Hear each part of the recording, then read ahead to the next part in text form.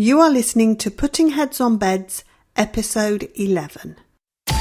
Welcome to the Putting Heads on Beds podcast, where through education, inspiration, and motivation, we help you to boost bookings and transform your business. And now, your host, Stephanie Thomas.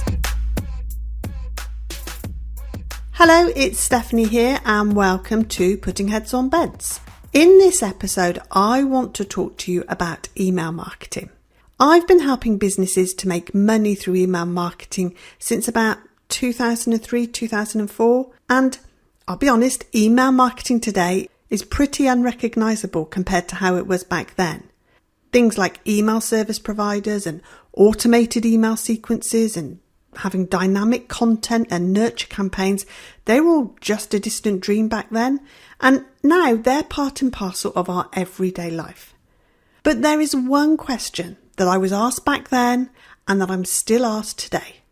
One question that I hear from so many people, and that question is, should I be doing email marketing in my business? I am asked this time and time again, and every time my answer is yes, yes, yes. You should be doing email marketing in your business. Email is such a great marketing channel to use, and it's an easy, low-cost option to reach in your target audience.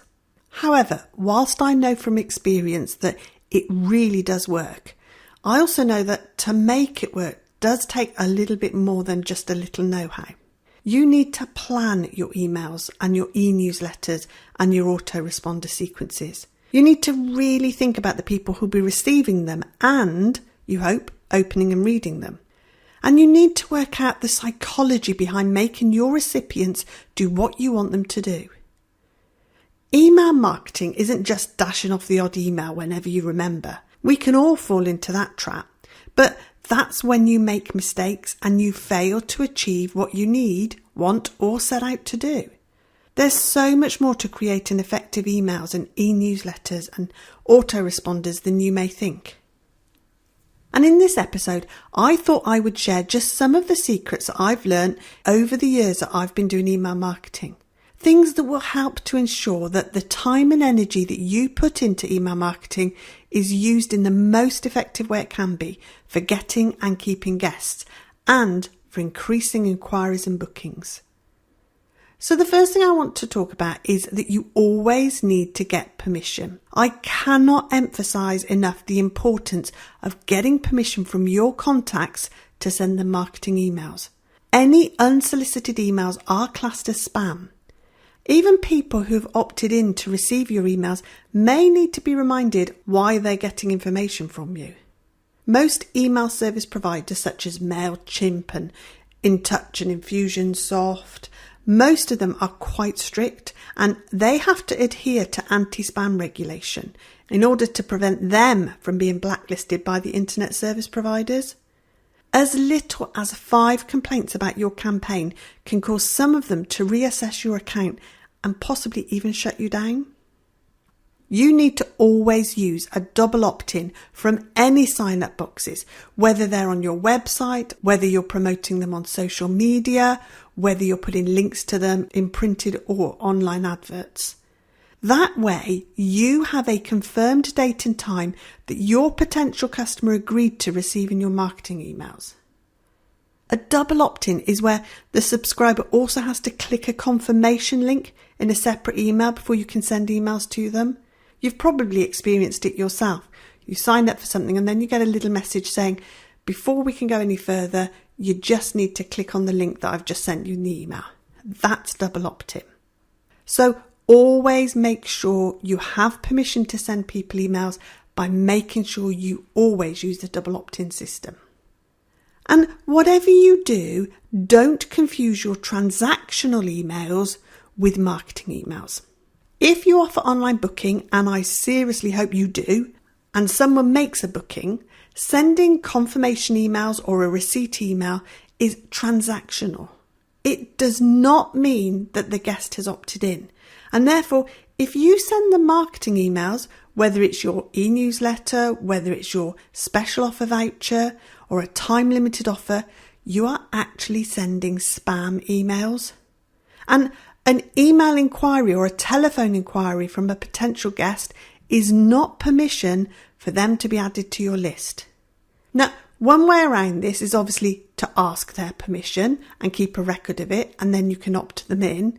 But if you don't want to ask them, include links to opt-ins in your email signatures, whether that's for your newsletter, maybe it's for a free guide, or your latest special offer voucher. If you put a link to an opt-in there, it will allow guests or potential guests to sign up if they want to. And my next secret that I've learned is to build up your list over time. There are lots of companies out there that will happily sell you a database of names for the right price. However, none of these contacts will know who you are, and it's also doubtful that they even agreed to have their information sold on.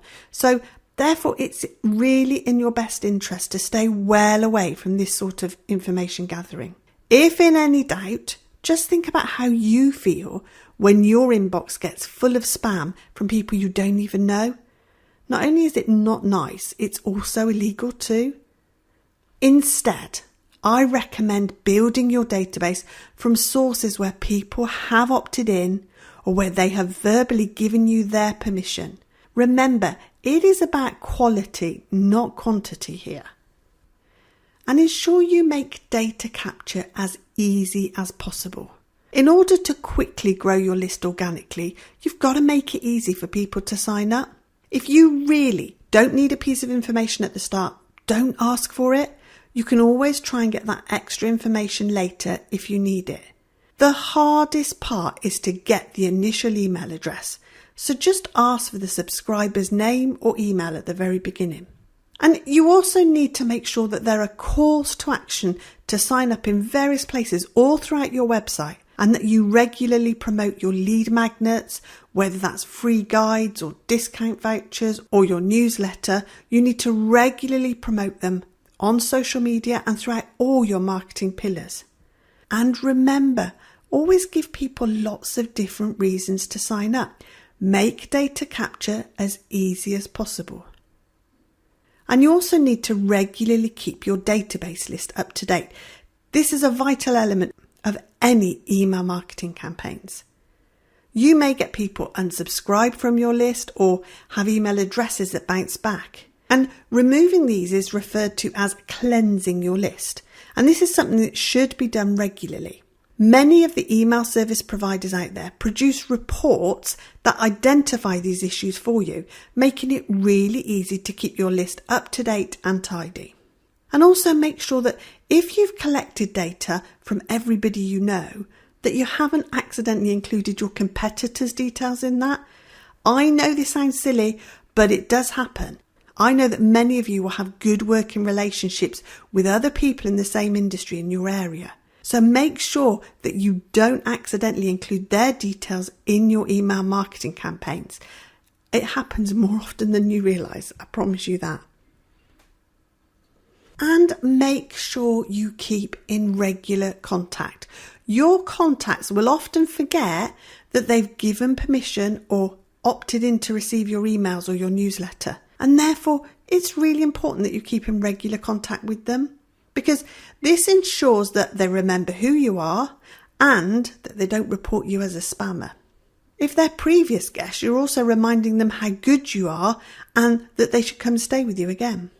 But I'm sure many of you will be sat there listening in and thinking, yeah, but Steph, I don't want to overdo it when it comes to sending emails. What if I annoy people or I put them off? Well, to be honest with you, from my experience, most people are not doing email marketing anywhere near enough. The key thing here is that it is not your guest's job to remember to book with you. It's your job to remind them. You are not the only place that they can stay at, and it's your responsibility to regularly remind them why they should book with you as opposed to any other establishment. You need to keep in regular contact with your guests, and you should be doing it at least once a week. Or here's another way of looking at it. If you haven't sent at least 30 emails to your guests over the past year, then you've almost certainly missed out on a huge increase in direct bookings and a huge increase in your profits. And to be honest with you, if you're not getting some unsubscribes, then you're definitely not communicating enough. It is your responsibility to make sure your guests remember to come and stay with you. And if someone is not interested in what you're offering, then they're not going to book. They'll simply opt out. So don't get yourself worked up about it. You need to get over the fear of inconveniencing the recipient and regularly deliver communications of value. And that is the key word, value. You don't want to barrage people with sales pitch after sales pitch. It is your job to make sure all your communications with your guests are perceived by them as interesting, as useful and as relevant. When I was a B&B owner, I learnt that every time I sent an email, I got a booking. And the same applies in my businesses today. Every time I send an email, I make a sale. And every time I make a sale, I make money. And that's why I recommend email marketing to any business owner who wants to see more money in their bank account. Preparation is one of the keys to a successful marketing campaign. It is all in the planning. You need to decide who you're going to send email campaigns to and how often you want to send them. Will it be weekly, monthly or quarterly? Will it be through a newsletter or email bulletins? Will you promote regular or seasonal offers? And think about your branding. You need to ensure that your emails are congruent with all of your other marketing material, because this will help your contacts easily identify who you are and why you may be sending them information. Do not underestimate the power of your branding, and don't underestimate the lack of it. And make sure you allow yourself plenty of time to create a captivating subject line, because this will help your open rate. So many silly mistakes are made by rushing to get a campaign out by a deadline. And this can not only affect your open rate, but to be honest, a badly worded subject line can cause your prospects to mark your email as junk. Their internet service provider will, in turn, recognise that your emails are unwanted and they'll blacklist you as a spammer, and your emails will never get through. And think as well, when it comes to the planning, about what time and day your campaign will be sent. Are you going to be available to deal with any inquiries that come in as a result of that email? I've often seen businesses send a great email campaign with an amazing special offer, and then they're too tied up with preparing rooms or buying supplies to answer the phone. This is so unprofessional. Do not throw money away like this. Make sure you are available to answer the responses. And learn as much as you can about your guests. Knowledge is king when it comes to serving your guests and potential guests with the best possible email campaigns that you can. However good your offering is, the simple truth is that no one will book if they don't want to, or if they believe they don't need to. And you won't persuade anyone that they want or they need to book unless you clearly understand what it is they really want. Knowing and understanding guest needs is at the centre of every successful email marketing campaign. Once you have this knowledge, you can use it to tailor your messages to the reader. And tailored, personalised messages are not only better at gaining bookings, but they also gain the trust of your guests and potential guests. And ensure you make good use of the space you have. It can be tempting to get carried away with images and logos and fancy fonts, but not only will these slow down an email or a newsletter, they also take up space which could be better used. Make sure you design your email or your e-newsletter in the best way possible, and that you write the content in a way that the reader can easily digest. And we've touched on this already, but please make sure you create enticing subject lines. This is your main chance at getting someone's attention. If you don't grab them with a subject line, then I'm sorry, but they simply won't open your email. Think about what would appeal to your ideal guest and create headlines that will get them clicking. Now, if I've got time, I'm going to dive a bit deeper into subject lines later in this podcast. So we'll be coming back to this and doing a little more work on it because it is so important. And also, you need to make sure that your emails are optimized for mobile. The percentage of people that read their emails now on smartphones or tablets is rising all the time. So you need to make sure that your emails or your e-newsletters are easy to read whatever device someone is reading it on. If you use an email service provider, most will automatically convert your email to mobile-friendly format, so it'll all be sorted for you. And always include an unsubscribe link. There are mistakes that could cost you guests, and there are mistakes that can get you into trouble with the law, and this one is the latter. Not including an unsubscribe link in your marketing email is not only against the law, but it will also cause customers to lose confidence in you. Do not leave it out. Again, if you use an email service provider such as MailChimp, and I highly recommend you do, then you will be covered by this because it will ensure that you always give people the option to opt out. And there are certain things that spam filters will automatically pick up on when scanning emails or e-newsletters. So these are to be avoided at all costs. Phrases like click here or buy now, or things that mention money or cheap, they're all classic spammy phrases. So try to avoid those to make sure that the spam filters don't block your emails. And remember, first impressions count. Do you run a professional establishment? Are you really experienced at what you do? Do you want your guests and your potential guests to see you as reputable and trustworthy? Then if you do, then please make sure you are not using a Hotmail or a Gmail or similar personal email address in your email marketing campaigns. Always use an email address that matches your website domain, and start it with something professional such as stay at or relax at or help at. It will look far more professional than just julie@hotmail.co.uk. And also, just a tip here, try not to change your reply to addresses too much in your email campaigns. In fact, I would just choose a business reply address and stick with it, because the spam filters on your contact's ISP, their internet service provider, will have got used to your email address and it will happily allow it through those filters. But if you keep changing it, they'll keep thinking that somebody different is sending these emails, and then they'll start blocking them. And you need to make sure that you avoid format failure. Before sending your email campaign or your e-newsletter, whatever it is you're sending out, you should always send a couple of test ones first, because this will allow you not only to check for spelling mistakes, but it will allow you to assess how the format comes through into different email providers, whether the layout looks right. What I recommend is that you set up a couple of email test accounts in various different formats, so Gmail, Hotmail and Outlook, and then see what the emails look like when they're opened in these different applications.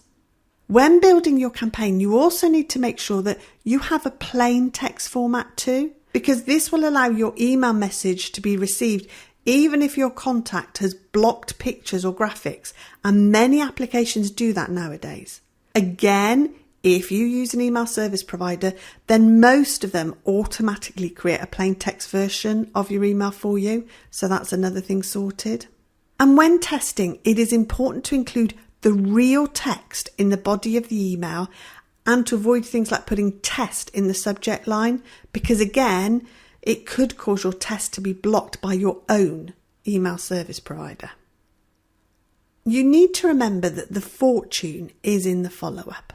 If you use an email service provider to deliver the campaign, and I think you've probably got the message now from me that you should be using them, then becoming familiar with and monitoring the reports that they prepare is an important element of email marketing. These reports will tell you who opened the email, whether they've clicked on any links and what those links were, whether they've forwarded your email to somebody or whether they've unsubscribed from your list. And it will also provide information like the open rate percentages and the times of day that that email was opened. To be honest, you will be amazed at just how many people don't open and read your carefully crafted emails. As I've previously mentioned, having a captivating subject line can dramatically increase your chances of your email being read. So this will help a little bit, but still keep an eye on those open rates. Still monitor what's happening. Now, I've already touched on this a little bit, but as silly as it sounds, you need to be prepared for your email campaign to launch. If you have staff, then please make sure they're aware of the content so that they can handle any inquiries that might come in. And also make sure you are available to respond quickly to emails or telephone calls. From experience, so many business owners think that all they need to do is send the campaign, sit back and just watch everybody book. But unfortunately, that is not the case. And to be honest with you, it often takes sort of between 10 to 15 exposures before somebody makes a decision to book. So whatever you do, don't make your campaign a one email wonder. Make sure you have a follow-up sequence in place. And you need to test and keep testing. To find out what strategy works best for your readers, you have to test different ways of engaging with them to see what gets the best response. You need to measure and evaluate your emails and your e-newsletters in order to improve performance. And this could be anything from testing a subject line to the time that you send it out, and especially testing the content that you include. So those are just some of the secrets that I've learned over the years that will help you to make email marketing work for you and your business. But before I finish today, as promised, I just want to dive a little deeper into the topic of subject lines. I actually received an appalling sales email from one of my suppliers. It's a national service provider. It is not a small company. And the message that popped into my inbox was, "I'm surprised you haven't ordered yet." That was what the subject line was. "I'm surprised you haven't ordered yet." Well, to be honest with you, my heckles went up big time. And my immediate response is, well, I'm not because I'm busy. But now I probably won't be ordering from you at all. In fact, I immediately deleted the email because, to be honest, it annoyed me so much. And I'm sure you've seen plenty of email subject titles yourself. They were all probably written with the best of intentions, but all they do is put your back up. Other ones I know I've included are things like why you're failing to attract customers, with the "your" being spelt Y-O-U-R. Well, my instant response to that is A, I'm not failing to attract customers, and B, please check your spelling before you email me again. And another one I received was with the subject line, "Have I got something to show you?" And my response was, no, please, no. So how do you avoid making these sorts of mistakes when it comes to your email subject lines? As we all know, one of the biggest challenges that you'll face with email marketing is actually getting people to open your emails in the first place. You don't want to write the most amazing and the best booking boosting email that's ever been written, and then nobody opens it because the subject line is either completely boring and doesn't encourage them to open, or it says something really crappy that puts them off right from the first instance. You need to sort of think about all the emails that you receive every day. Look at the subject lines. Do they inspire you to open up those emails? If you received an email yourself from a hotel saying, "Here's March's newsletter," would you click it as fast as you can? Or are you more likely to click a lot quicker if you read a subject line that was something like, "Why you should stop making excuses and spoil yourself"? Or something like, "Let us treat you to a free night stay." But where do you start when it comes to a subject line? Well, personally, I always start at the end. Seriously? To come up with a subject line that's relevant to the content and that will inspire people to open up, I always write my subject line when I finish writing the email. Getting my email content in place first and then scouring through it for a subject line works for me every single time. And to be honest with you, usually that powerful subject line is actually right there in the text ready for me to use. Where possible, remember to personalise a subject line. Try and get the name of the recipient into it. A subject line saying, "You need to see this," would work much better if it actually said, "You need to see this, Julie." Personalising subject lines can have a dramatic effect on your open rates, but always be careful when merging data from your database. If you merge your email subject line with contact details, then please check that you don't lose any characters and that the reader's name has been merged correctly. This is all about keeping an eye on your database and making sure that it's cleansed and updated regularly. But as I say, having a good subject line is one of the most important factors in making sure your emails are opened. I read the other day that the average person currently receives 88 emails per day. 88! Your subject line is key in making sure you stand out from the crowd. It's key in making sure you're seen by your guests and your potential guests. And it's key in making sure that they actually open your email. So before I finish today, I want to share my top 10 tips for writing the best subject lines in the hope that they will help you to get even more of your emails opened and read. So top tip number 1 is to always keep it short and sweet. If you think about it, you've probably only got about 2 seconds to grab someone's attention and to get them to open your email. Keeping it short and sweet is the key. If your subject line's going above 50 characters, then to be honest with you, it's too long and it will be cut off, especially on mobile devices. And top tip number 2 is ask a question. I find that emails with subject lines that are questions actually typically tend to see better performance. Don't be afraid to ask a question if it's appropriate, if it's a great way to frame the content of your email and to set the scene for encouraging a click-through. Subject lines like, are you making the same mistake all visitors to Devon make? Or, are you struggling to find an amazing place to stay? Or, would you like a surefire way to impress your loved one? And top tip number 3 is to always be personal. Talk to your guests directly and make them feel part of something. The use of both you and your sees great results for both myself and my clients. And remember, personalisation. And top tip number 4 is always make your subject line relevant. If you can create a subject line that makes the reader think that the content of the email is a unique message to them, that it will get them something they want or it will protect them from something they don't want, then this is a great way for you to boost open rates. So subject lines such as how to choose the right holiday cottage this summer, or the number 1 most important thing for all National Trust members, or avoid this mistake on your next walking breakaway. And top tip number 5 is to make your subject line persuasive. This is your chance to persuade people to open your emails. Obviously, be wary of over-promising. Will an email really change someone's life? But if you have a special offer, then draw people through by highlighting it in your subject line. Always imagine your reader looking at his or her list of unopened emails and going down that list, always thinking, well, what's in it for me? So subject lines like how to get a free weekend away or save 25% off with this little trick will always encourage somebody to click open an email. And top tip number 6 is to create urgency and scarcity.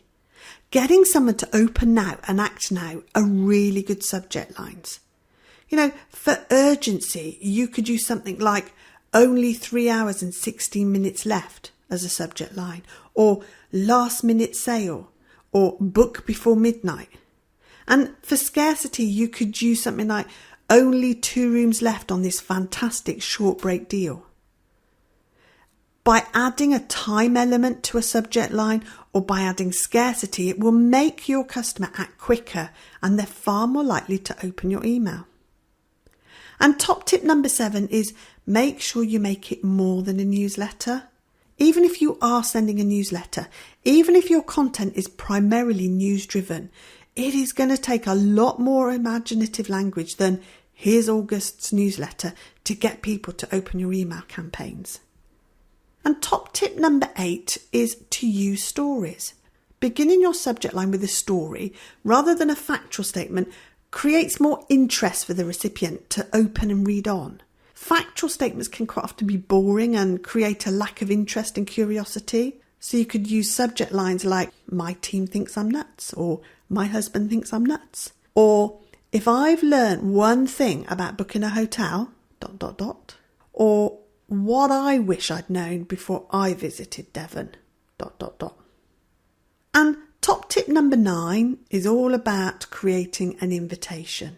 Use private and exclusive invitations. So things like your invitation to a unique special spring promotion, or your exclusive invitation, or an exclusive offer just for you. And top tip number 10 is to test. If you're unsure of what subject line's going to work, then you need to test it out. You can run split tests to a sample of data and then use the best performing subject line to go out to the rest of your database. So if you've got 1,000 people on your database, do a test sample to say 50 people with one subject line and a sample to another people with a different subject line, and see which one creates the best response. And then whichever one does, you send out the email with that subject line to the other 900 people on your list. As I've shared, crafting a subject line should always be well thought out and planned. They are integral to successful email marketing. There is no magic formula here because, to be honest with you, every business is different. However, if you use some of these top 10 tips and then analyse your use of subject lines over time to see what works for you, you will see much better levels of engagement and have far happier guests. And a couple of things that I just want to say before I finish talking about subject lines. Always take a reality check with your subject lines. You know what you mean by the subject line you've written, but how will it actually come across to your readers? Test it out on someone first to make sure you're not making a grave mistake. And think about the reader. Remember, what you're promoting is probably more important to you than it is to the reader. So don't make your email subject line too presumptuous. And just always stand in your audience's shoes. Look at an email subject line from their point of view, because you may just get a surprise when you think about it in a different way. So that's us at the end of this podcast episode. Hopefully, I've helped you to see that email marketing should be playing a key role in your marketing strategy. Hopefully, the secrets that I've shared will help to ensure that the time and energy that you put into email marketing is used in the most effective way it can be for getting and keeping guests. And hopefully, my top tips for subject lines will help you to get your emails opened, read, and responded to. Email marketing is one of the most powerful tools available to accommodation providers, and it can help you to promote your establishment to a much wider audience and for very little cost. And in addition, it helps you to build and maintain relationships with your existing guests that ensures that they come back again and again. Email marketing is actually quite simple when you know how. I've been publishing e-newsletters and doing email campaigns for a long time now. I have had amazing success with them. My businesses wouldn't be where they are today without email marketing. And my clients and my students who I teach email marketing to have all achieved great results too. If you are really serious about attracting more guests and increasing bookings, then you do need to get really serious about email marketing. And with that, I look forward to talking to you again in 2 weeks' time. Have a great couple of weeks, and I'll speak to you soon. And that's a wrap for this week's show. Thanks for listening to the Putting Heads on Beds podcast. Make sure you visit us at creatingbookings.com.